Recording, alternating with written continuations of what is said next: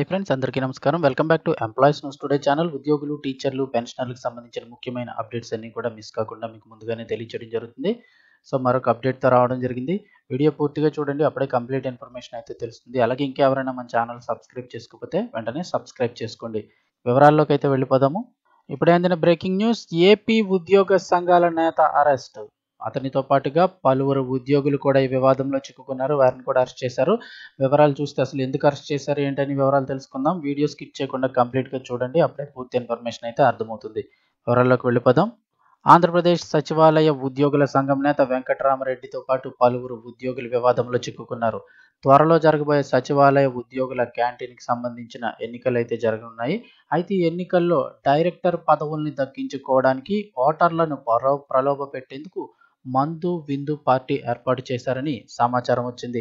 సచివాలయ ఉద్యోగుల సంఘం నేత వెంకటరామరెడ్డి, పలువురు ఉద్యోగులు అనుమతి లేకుండా మద్యం సరఫరా చేయడంతో ఎక్సైజ్ పోలీసులకు సమాచారం వచ్చింది. అర్ధరాత్రి సమయంలో ఆ పార్టీపై దాడి చేసి వెంకటరామరెడ్డిని పోలీసులు అరెస్టు చేశారు. గుంటూరు జిల్లా తాడేపల్లి పరిధిలో కొండపావులూరి గార్డెన్లోను ఉద్యోగులను ప్రభావితం చేయడానికి మందు పార్టీ ఏర్పాటు చేశారంటున్నారు. అయితే ఇటువంటి మందు పార్టీలు ఏర్పాటు చేయాలంటే ముందుగానే ఎక్సైజ్ శాఖ నుంచి అనుమతి తప్పనిసరిగా తీసుకోవాలని నిబంధనలు ఉన్నాయి. ఎలాంటి అనుమతులు తీసుకోకుండా పార్టీ జరుగుతుందన్న సమాచారంతో స్థానిక పోలీసులతో కలిసి అక్కడికి వెళ్లారు.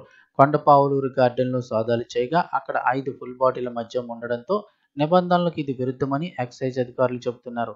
అయితే తమకేమీ తెలియదని వెంకటరామరెడ్డి ఆహ్వానిస్తేనే ఇక్కడికి వచ్చామని ఉద్యోగులు అంటున్నారు.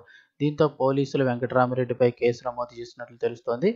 ఇక్కడ చూస్తే సచివాలయ క్యాంటీన్ ఎన్నికలు జరగనున్నాయి. మొత్తం 10 డైరెక్టర్ పదవులు అయితే ఉండగా 28 మంది పోటీ పడుతున్నారు.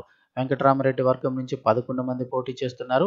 అయితే వెంకటరామరెడ్డి ప్రస్తుతం సస్పెన్షన్లో ఉన్నారు. సార్వత్రిక ఎన్నికల సమయంలో కూడా పార్టీ తరపున ప్రచారం చేశారనే ఆరోపణలతో ఆయన సస్పెండ్ చేశారు. ఇప్పుడు క్యాంటీన్ ఎన్నికల కోసం ఇలా మందు పార్టీ ఏర్పాటు చేయడం చర్చనీయాంశమైంది.